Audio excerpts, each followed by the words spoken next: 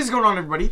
How's everybody doing today? We are back here today with another reaction to a Bleacher Report article, and it is going to be the biggest winners and losers after the wild free agency first weekend. So yeah, obviously we still don't know what team. Pretty much the only big free agent left is Bogdan Bogdanovic. He has till 11:59 tonight, or the Kings do, excuse me, to match the Hawks deal. It's the 4-year, I think $70 million contract. If they do, he'll be a King. If not, he'll be an Atlanta Hawk, and if he's a King, who knows if he'll get traded or not. We'll have to wait and see on that. But yeah, this is written by Greg Schwartz. I'll leave a link to the article in the description below. If you have anything else you would like to see me react to on the channel, let me know in the description. Also, tomorrow I think will be another Madden rebuild. Whatever team had the most votes in the poll, it might be the football team, will be that rebuild. So we can get into this. The first winner is the Portland Trailblazers. I also will have my free agency grades, I think, up this weekend. Yeah, I think up this weekend as well. Maybe on Friday they'll come out.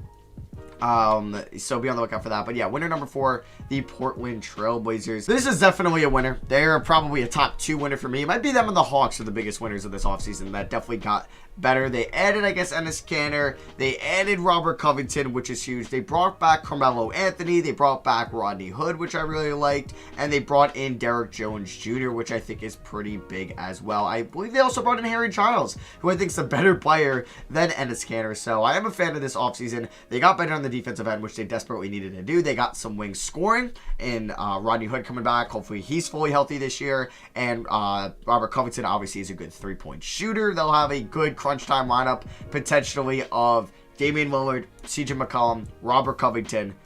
Don't know who they can roll at the 4. They can roll Zach Collins out there. They can roll Harry Giles. They can roll Carmelo Anthony. And then at the or they can maybe roll Robert Covington at the 4, and then Gary Trent Jr. at the 3, and then Nurkic at the 5. I'm a big fan of the Blazers. I think in a loaded Western Conference next year, I think they might be almost a lock. I can't see them not making the playoffs next year. And I could see them making a run at the conference finals. Now, it depends who they face in the playoffs. It depends what injuries happen and how the season goes. But I'm a big fan of this Blazers team, and they definitely got better in this offseason, or just especially over the last week. Next is loser number... Okay, so the first loser is the Boston Celtics. Yeah, I guess. I mean, losing Gordon Hayward's pretty big. They brought in Tristan Thompson, which I am a big fan of. They extended Jason Tatum.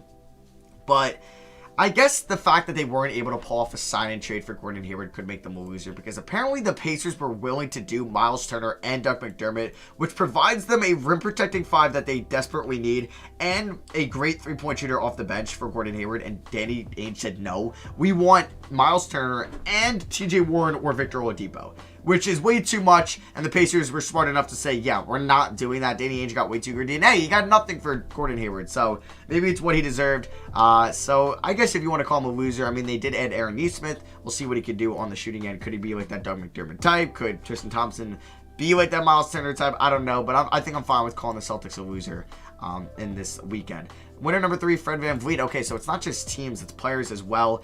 Yeah, I mean, the man got paid. He got 4-year, 85 mil or whatever. Yeah, 4-year, 85 mil comes out to about 21.5 a year, and it's, I think, rightfully deserved. He's, yeah, about to hit 30 years old, so it'll take him till he's almost 34, and yeah, he's definitely a winner. He got paid 21 mil. He bet on himself, sure.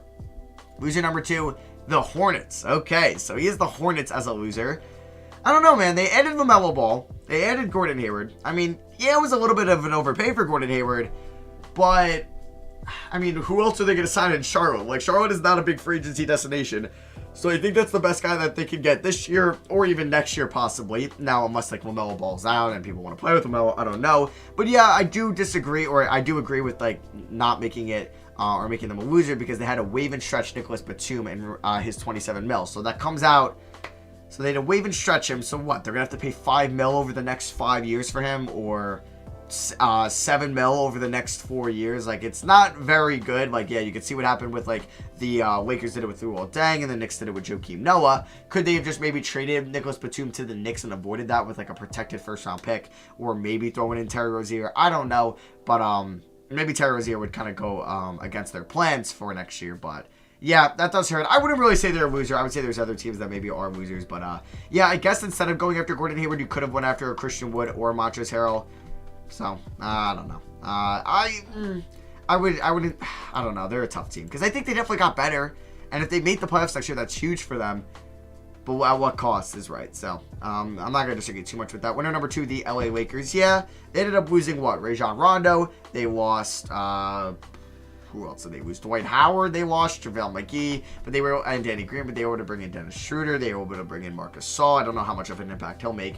They were able to bring back Caldwell Pope. They were able to bring in Markieff Morris. They were able to bring in Montrezl Harrell, Dennis Schroeder, and Wesley Matthews. I would say they brought in more than they let go. So I'm a fan of this Lakers offseason. I think people may be overrating Marcus Gasol a little bit, as he was regressing hard last year in Toronto. He's not becoming a great defender anymore. He is still a very talented passer, and he can still space the floor a tad bit. But I think adding Wesley Matthews is huge for their three-point shooting, just kind of take over the Danny Green role. Not as good as a defender, but still a solid defender who are on the perimeter. I like the Dennis Schroeder signing, the trade, and I do really like the Montrezl Harrell signing. Maybe he could be the 4, 80 could be the 5, or they're going to roll 80 at the 4 and him at the 5. But yeah, they ended up losing their 2 centers in McGee and Dwight Howard. And they were able to keep THT and all this, which is kind of huge. And loser number 1 is the Detroit Pistons. I love the Killian Hayes draft pick. I like the Sadiq Bey draft pick. I hated the Isaiah Stewart draft pick. I hated the Mason Plumlee signing. I hated the Jeremy Grant signing. I hated the Jahlil Okafor. I mean, like, one of those guys, okay. But the fact that they didn't bring back Christian Wood but brought in Jeremy Grant on $20 million a year, it's an overpay. Unless he was just held back because he was behind Jamal Murray and Nikola Jokic and Will Barton and Gary Harris and Paul Millsap on the offensive side of the ball and Michael Porter Jr. Maybe he'll average 18 points and 8 rebounds this year, and he'll surprise a lot of people. And I hope so. I really hope so. I just don't know that system with Blake Griffin also out there and Mason Plumlee and Sekou Doumbouya. How are they going to get these minutes to coexist with each other that they're going to be able to let Jeremy Grant flourish? I don't know, man.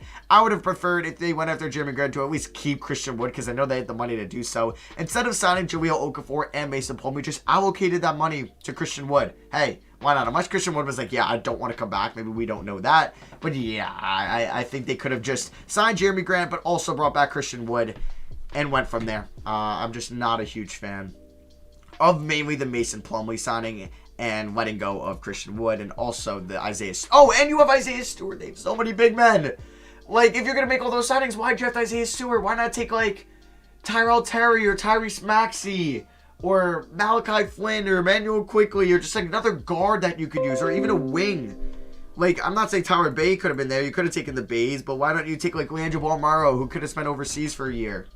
Disagree with that. And then winner number 1 is Gordon Hayward and his agency. Okay, I'm surprised to see not the Hawks in here. But yeah, he got paid. He opted out of $34 million a year, but he got $120 million guaranteed, which is huge. Man is a rich dude, so you could say that he was definitely a winner throughout this offseason. In addition to Hayward's $30 million, Joe Harris, yeah, he got $19 million a year. He's a winner. Mason Plumlee's probably a winner. He went from, what, $14 million to still getting $8 million a year, which is pretty big. And then Bobby Portis, yeah, getting, what, $3.75 million a year to be on a championship team, I think is pretty huge. But yeah, Gordon Hayward, yeah, he is definitely a winner of the offseason. So yeah, that is going to be for me. Hope you guys did enjoy. Let me know if you agree or disagree with anything I said or what the article said down below. Drop a like if you guys did enjoy. Hope you guys enjoyed today's double upload. Like I said, tomorrow should be a Madden rebuild and maybe a Sporkle quiz video. You can be on the lookout for that. And if you're interested to see my full winners and losers of the offseason, and we'll be uploading that on the main channel as well. That will be coming up maybe this weekend. I just want to figure out what happens with Bogdan Bogdanovic. And then I don't know if I'm going to do just teams. I had it in mind, just teams, but maybe I'll throw some players in there as well. So yeah, be on the lookout for that. Thank you all for watching. I love you guys, and I'll catch you guys in the next one. Peace.